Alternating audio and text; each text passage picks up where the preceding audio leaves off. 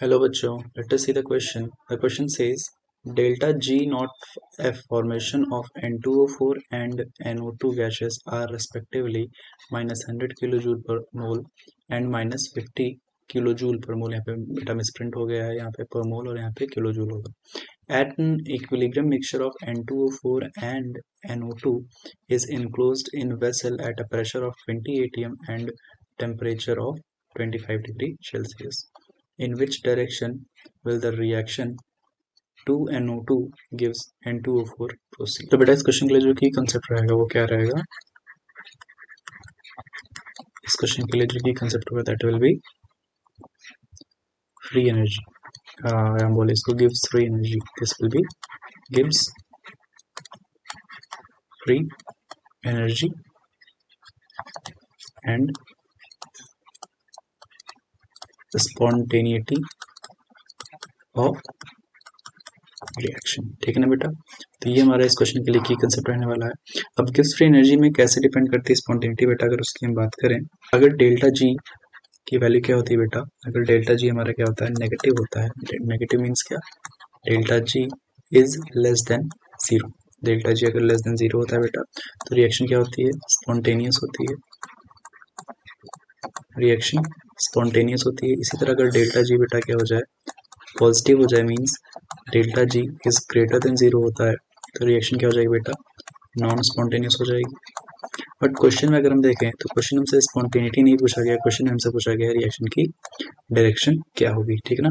तो रिएक्शन की डायरेक्शन के लिए बेटा क्या होगा यहाँ पे, अगर हमारे पास क्या है, डेल्टा जी की वैल्यू क्या है बेटा, यहाँ पे डेल्टा जी अगर हमारे पास लेस देन जीरो है, लेस देन जीरो, एंड जो के की वैल्यू है, के दैट इज इक्विलिब्रियम कांस्टेंट, इसकी वैल्यू अगर बेटा हमारे पास क्या होती है, के ग्रेटर देन वन होता है. Delta G less than zero and के ग्रेटर देन वन. तो यहाँ से क्या होता है बेटा, जो रिएक्शन होगी वो स्पॉन्टेनियस होगी.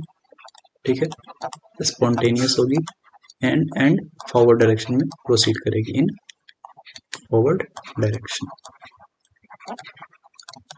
ठीक है. वहीं ऑन द अदर हैंड अगर हम देखें बेटा क्या, कि अगर डेल्टा जी तो हमारा लेस देन जीरो ही है, मतलब रिएक्शन तो स्पॉन्टेनियस है, बट के की वैल्यू क्या हो जाती है, it becomes less than one. के अगर क्या हो जाता है, लेस देन वन हो जाता है, तो रिएक्शन तो स्पॉन्टेनियस होगी क्योंकि डेल्टा जी तो नेगेटिव होगा. बट यहाँ पे क्या हो जाएगा बेटा, रिएक्शन जो हो जाएगी वो बैकवर्ड डायरेक्शन में प्रोसीड करेगी, बैकवर्ड डायरेक्शन में प्रोसीड करेगी. ठीक है ना? तो मतलब हमको क्या करना है इस रिएक्शन में, हमको डेल्टा जी की वैल्यू फाइंड करनी है और के की वैल्यू फाइंड करनी है. अब अगर गिव्स फ्री एनर्जी के इक्वेशन की अगर हम बात करें बेटा, तो हमारे पास क्या होता है, that is given as delta G is equals to delta G not of reaction plus R T L N K. ये हमारे पास क्या होता है, एक्सप्रेशन होता है बेटा, है ना? अब अगर बात करें डेल्टा जी ऑफ रिएक्शन की बात करें, delta G not of reaction की बात करें, तो इसको सबसे पहले हम फाइंड कर लेंगे. ये कैसे फाइंड करेंगे, तो delta G not of reaction क्या होगा बेटा, delta G not of products minus delta G not of reactants. यहाँ पे रिएक्शन में दिया गया, ये रिएक्शन में दी गई बेटा, तो यहाँ पे प्रोडक्ट में हमको क्या दिया गया, N2O4 दिया है. N2O4 के लिए जो डेल्टा जी नॉट की वैल्यू दी गई है वो कितना है बेटा, -100 किलो जूल पर मोल. तो क्या हो जाएगा, -100 किलो जूल पर मोल. ठीक है. अब माइनस करेंगे, अब रिएक्टेंट्स हमारे पास 2 मोल्स हैं तो 2 से मल्टीप्लाई हो जाएगा, यहाँ पे मल्टीप्लाइड बाय कितना हमारे पास है, इसके लिए दिया गया -50, तो यहाँ पे कितना हो जाएगा, -50 किलो जूल पर मोल. ठीक है ना? इसको जब सॉल्व करेंगे बेटा कितना हो जाएगा, -100, और यहाँ पे कितना हो जाएगा, +50 किलो जूल पर मोल. तो यहाँ से हम देखें बेटा क्या हो जाएगा, दिस विल बी इक्वल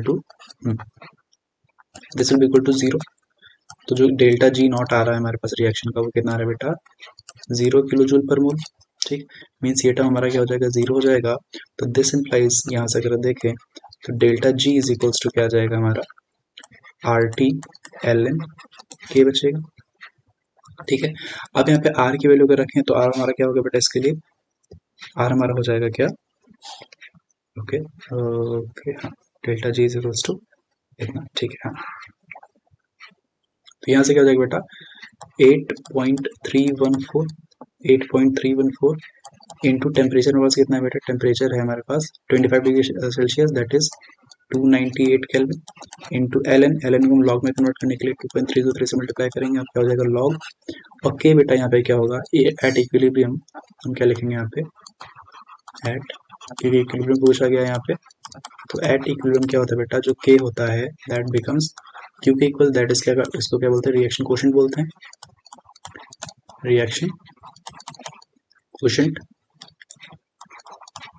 ठीक है, अब इसको कैसे कैलकुलेट करते हैं, तो क्यू क्या होता है हमारा concentration of products that is N2O4 यहाँ पर है, divided by concentration of reactant that is NO2 raise to the power 2 हो जाएगा यहाँ पे, क्योंकि यहाँ पे नंबर ऑफ मोल्स 2 दिए गए हैं हमें, यहाँ पे नंबर ऑफ मोल्स में 2 दिए गए हैं। ठीक है ना, तो अब अगर देखें यहाँ पे कंसंट्रेशन तो मैं नहीं दी है क्योंकि गैसेस मीडियम में है, तो यहाँ पे हमको पार्शियल प्रेशर चाहिए, तो इसको लिखेंगे क्या, partial pressure of N2O4 divide by partial pressure of NO2 squared. ठीक है, अब यहाँ पे देखें बेटा, तो यहाँ पे मुझे प्रेशर दिया गया है वो कितना दिया गया है, टोटल वेसल का प्रेशर में दिया गया है 28 हमको पूरे वेसल का प्रेशर दिया गया है, तो यहाँ पे हमको सेपरेट प्रेशर्स नहीं फाइंड आउट नहीं दिया गया क्वेश्चन में, तो हम क्या करेंगे फिर, क्यू की वैल्यू तो हम यहाँ से फाइंड नहीं कर पाएंगे, और जब क्यू की वैल्यू फाइंड नहीं कर पाएंगे बेटा, तो यहाँ से फिर हम क्या करेंगे, डेल्टा जी की वैल्यू को हम फाइंड आउट नहीं कर पाएंगे, हमको बस डेल्टा जी इसका साइन पता करना था, तो डेल्टा जी भी फाइंड नहीं कर पाएंगे, डेल्टा जी फाइंड नहीं कर पाएंगे बेटा, तो फिर यहाँ पे क्या हो जाएगा, हम इसकी जो डायरेक्शन होगी इसको हम प्रिडिक्ट नहीं कर पाएंगे, इसलिए हम क्या कहेंगे बेटा, यहाँ पे जो डेटा हमें दिया गया है इस क्वेश्चन में वो क्या होगा, इनसफिशिएंट होगा, तो ऑप्शन डी हमारा करेक्ट हो जाएगा। अगर यहाँ पे हमको क्यू की वैल्यू पता होती तो हम डेल्टा जी कैलकुलेट कर लेते, जिसके अकॉर्डिंग हमारा क्या जाता है बेटा, जिसके अकॉर्डिंग यहाँ पे हम क्या कर सकते थे, अपना रिएक्शन को जज कर सकते कि वो फॉरवर्ड डायरेक्शन प्रोसीड करेगा फिर बैकवर्ड डायरेक्शन में।